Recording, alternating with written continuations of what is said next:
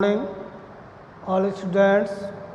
आज जो अपनी एक्सरसाइज चल रही है वो चल रही है 3.4 पूर्ण वर्ग विधि से द्विघात समीकरण याद करना।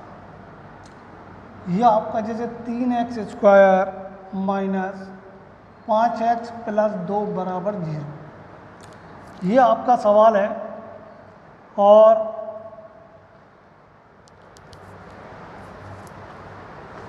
एक तो गुणनखंड विधि से आपने इससे पहले वाले चैप्टर में किया इसको। आज चलेंगे पूर्ण वर्ग विधि से द्विघात समीकरण। सबसे पहले अचर पद को दाएं पक्ष में ले जाना है और चर पदों को इसी में रहने देना। और x² का जो गुणांक है, अब x² का गुणांक क्या है, यहाँ 3 है, 3 का भाग इन दोनों पदों में देना है। तो देखिए x² माइनस 5x बटे 3 बराबर माइनस 2/3। दोबारा समझ लिए, अचर पद को दाएं पक्ष में ले जाना है और x² का जो गुणांक होगा उसका भाग x के गुणांक में और अचर पद में दोनों में देना है। अब यहाँ पर ये सवाल आ गया आपका, देखो 5/3 आपका x का गुणांक कहलाएगा। पूर्ण वर्ग विधि में आपको दो बातों का ध्यान रखना है। सबसे पहले x का गुणांक जो भी संख्या होगी उसको आधा करना है और आधा करने के बाद उसका वर्ग करना है और वर्ग को दाएं पक्ष और बाएं पक्ष दोनों में जोड़ना है। दोबारा समझ लीजिए एक बार फिर, बस यही पॉइंट इसमें समझने का है। अचर पद को दाएं पक्ष में ले जाते हैं और x² का जो भी संख्या होगी यहाँ पर उसका जो गुणांक होगा उसका भाग x के गुणांक में और अचर पद में दोनों में देना है। इसके बाद ये ध्यान रखना, x का गुणांक क्या है, यहाँ 5/3, उसका आधा करना है और आधा करने के बाद उसका वर्ग करना है और वर्ग को जो संख्या आती है दोनों पक्षों में जोड़ना है। देखिए x का गुणांक आपका 5/3 है, इसका क्या करना है, आधा। तो आधा करने के लिए किसका भाग देंगे आप, इसमें हमेशा 2 का भाग दिया जाता है। तो 5/3 भाग का चिन्ह गुणा में 1/2 कर दिया, 5 एकम 5, 3 दूनी 6 का क्या लेना है, वर्ग लेना है। क्या लेना है, वर्ग। तो वर्ग करेंगे तो 5 25 और 36 को दोनों पक्षों में क्या है, जोड़ना है। ये वाली बात आपको विशेष तौर से ध्यान रखनी है। x का गुणांक जो भी संख्या होगी उसका आधा करेंगे, आधा करने के लिए 2 का भाग देंगे। 2 का भाग दिया तो क्या आया, 5/6, उसका वर्ग करेंगे तो 25/36 होगा। ठीक है। अब दोनों पक्षों को अपन यहाँ ले लेते हैं नीचे, x² माइनस 5/3x प्लस 25/36 बराबर माइनस 2/3 प्लस 25/36। यहाँ पर आपने ले लिया। अब देखिए यहाँ पर ये जो वाली संख्या है और ये वाली जो संख्या है, दोनों पदों का वर्गमूल याद करना है। तो x का वर्गमूल क्या होगा, x हो जाएगा, यहाँ जो चिन्ह है वही लगाना है। इधर इसका वर्गमूल क्या आएगा, 5 25 6 36 का होल स्क्वायर डाल दो। इधर इनका LCM क्या आता है, 36 आएगा। 3 का भाग 36 में दिया, 12 बार गया, 12 दूनी 24 आया। इधर ये 25 आया। तो x माइनस 5/6 का होल स्क्वायर बराबर 1/36, ये आपकी संख्या है आती है। अब दोनों पक्षों का एक साथ वर्गमूल याद करना है। देखो x माइनस 5/6 बराबर इसका क्या जाएगा, 1 का वर्गमूल 1 ही आता है। देखिए x माइनस 5/6 बराबर प्लस माइनस के 1/6 आता है। अब इसको एक बार माइनस में खोलेंगे और एक बार प्लस में खोलेंगे। इसको x बराबर 1/6, इसको उधर ले जाएंगे दाएं पक्ष में तो प्लस का हो जाएगा। x बराबर क्या आएगा, माइनस में 1/6। एक बार प्लस में ले लिया इसको और एक बार माइनस में ले लिया। अब माइनस वाली संख्या उधर चली जाएगी, प्लस 5/6। देखिए x बराबर एलसीएम क्या आएगा, 6, और ये हर दोनों के समान है तो 5 और 1 6 बराबर क्या आया, 1 आया। इधर इसका एलसीएम क्या आया, 6, तो माइनस के 1 और माइनस के 5, तो x बराबर आया प्लस के 4/6 बराबर आ जाएगा 2/3। तो इसके जो मूल आएंगे आपके 1 आ जाएगा। फिर दोबारा समझिए, एक बार फिर समझिए, आपको 3.4 हल करनी है और बिल्कुल सिंपल है। थोड़ा सा ही इसमें प्रॉब्लम आती है शुरू में। सवाल आपका ये समीकरण है, आपका अचर पद को बाएं पक्ष में ले जाना है और x स्क्वायर का जो भी संख्या से गुणा हो रही है उस संख्या का भाग दोनों पक्षों में देना है, यानी x के गुणांक में देना है और अचर पद में भी देना है। फिर आपको x का जो गुणांक होगा उसका आधा करना है। आधा करने के लिए 2 का भाग देते हैं। अब ये भिन्न में संख्या है इसलिए 2 को यहाँ यूज किया है अपन ने। अब 2 का भाग दिया तो उल्टी हो जाती है, भाग का चिन्ह गुणा में बदल गया और 1/2 हो जाएगा। 3 दूनी 6, 5 एकम 5 का वर्ग क्या होगा, वर्ग यानी 5/6 का होल स्क्वायर करेंगे तो क्या आता है 25/36। तो 25/36 को दोनों पक्षों में जोड़ना है, दाएं पक्ष में और बाएं पक्ष में, दोनों तरफ जोड़ दिया। अब इसका प्रथम पद को और अंतिम पद का दोनों को वर्गमूल ले लो और उसका होल स्क्वायर में इसको बंद करना है। बराबर इसका एलसीएम क्या आएगा, 36, तो यह -24 प्लस 25 आया तो 25 ज़्यादा है, माइनस से तो 1 आया, 1/36। अब देखिए दोनों पक्षों का वर्गमूल याद करना है अपन को, तो ये प्लस माइनस में आएगा। एक बार प्लस में खोलना और एक बार माइनस में खोलना है, ये आपके मूल आ जाते हैं। ठीक है, देखिए अगला सवाल, 4x² प्लस 4√3x प्लस 3 बराबर 0।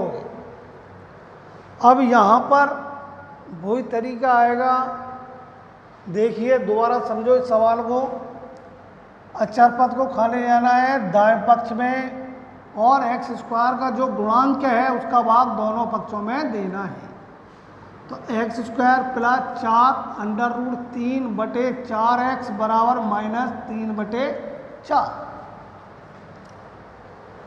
तो अब यहाँ पर ये 4 से 4 कैंसिल हो जाएगा तो आपके पास क्या बचता है, √3x बराबर -3/4 कट जाता है। अब x का गुणांक क्या है आपके पास, √3। x का गुणांक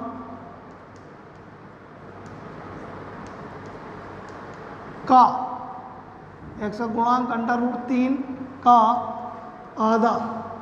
आधा क्या होगा, आधा करने के लिए 2 का भाग दे दो, का आधा का वर्ग क्या हो जाएगा 3/4।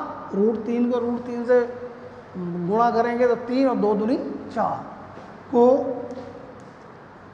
दोनों पक्षों में जोड़ने पर देखिए x square plus under root 3x plus 3/4 बराबर अंडर रूट 3/4 प्लस 3/4। यहाँ आपका 3/4 आया, दोनों पक्षों में अपन इसको जोड़ेंगे। तो देखिए बेटा यहाँ तो ये प्लस माइनस का हो गया, अब यहाँ तो क्या आ जाएगी आपकी 0 आ जाएगी, ठीक है। और यहाँ x प्लस अंडर रूट 3/4 का स्क्वायर होल स्क्वायर। अब ये तो 0 है प्लस माइनस में, कोई परेशानी नहीं है। अब देखो दोनों का वर्गमूल ले लेते हैं तो उसका तो यही आएगा, 3/4 बराबर 0 आ गया। इसको उधर ले जाएंगे तो x बराबर माइनस 3/4, ठीक है। तो x बराबर आपका माइनस में 3/4 और माइनस में 3/4 आपके ये मूल कहलाएंगे।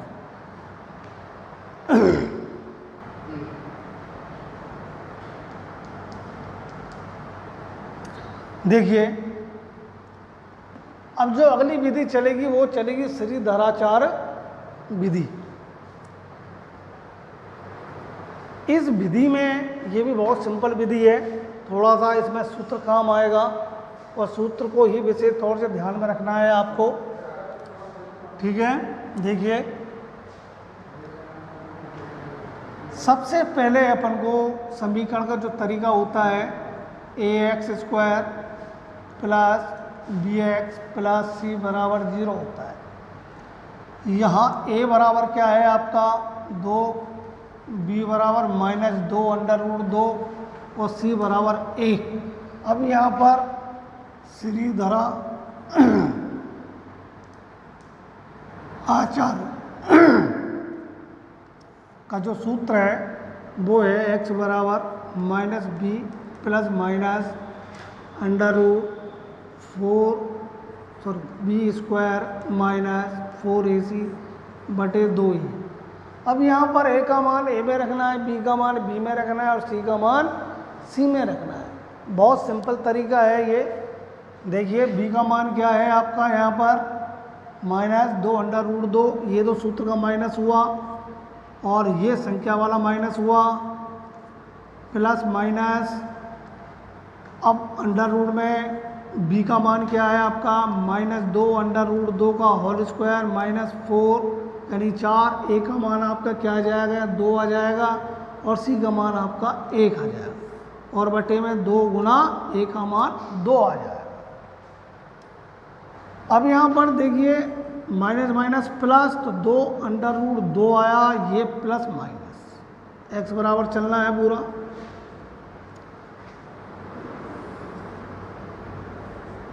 इसको अपन वर्क करेंगे तो क्या आ जाएगा 8 आ जाएगा, -4 दूनी 8 आया बटे 2 दूनी 4 आया। अब यहाँ पर देखिए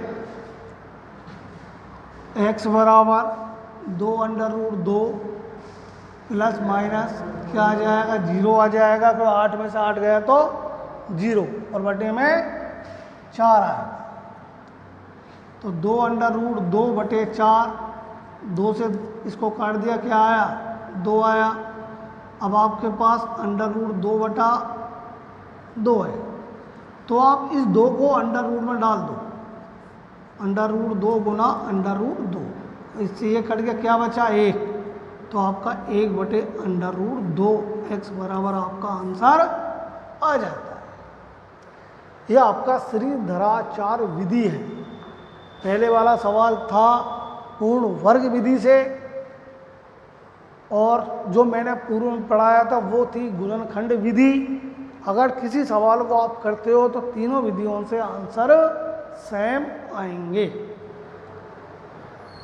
दोबारा समझ लीजिए आप श्रीधराचार्य विधि, यह आपका समीकरण है। इसको अपन समीकरण का सूत्र होता है x² plus bx plus c बराबर 0। तो भैया a का मान 2 है यानी x² का गुणांक, b का मान x का गुणांक कहलाएगा -2 अंडर रूट 2, c का मान 1 कहलाएगा। अब यहाँ पर श्रीधराचार्य विधि का अपन फॉर्मूला यूज करेंगे।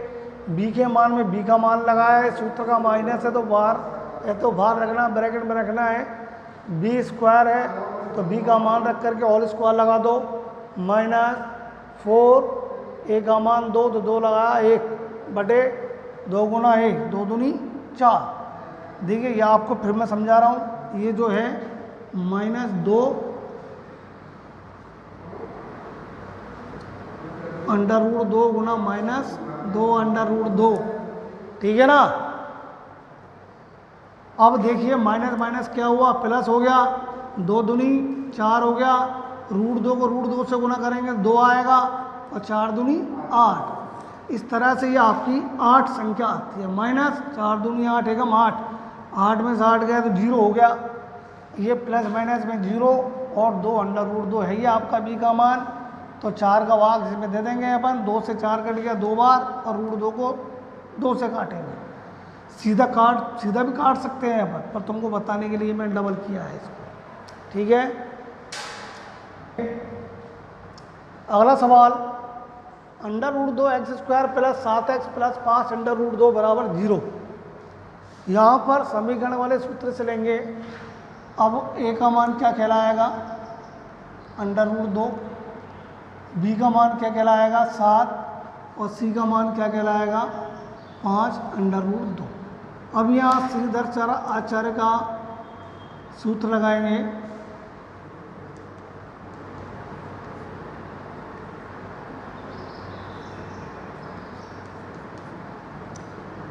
x बराबर -b plus minus b² -4ac बटे 2a। b का मान क्या है आपके पास 7, b का मान 7, a का मान आपका √2 और c का मान 5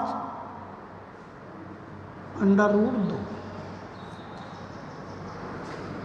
तो माइनस सूत्र का है तो -7 बचा प्लस माइनस, देखिए यहाँ पे 7 7 49 आ जाएगा, -4 को 5 से गुना करेंगे 4 पंजे 20 और √2 को √2 से गुना करेंगे तो 2 आएंगे, तो 2 को फिर 20 से गुना करना है तो आपका आता है 40 और बटे में आएगा आपका 2 और आपका √2।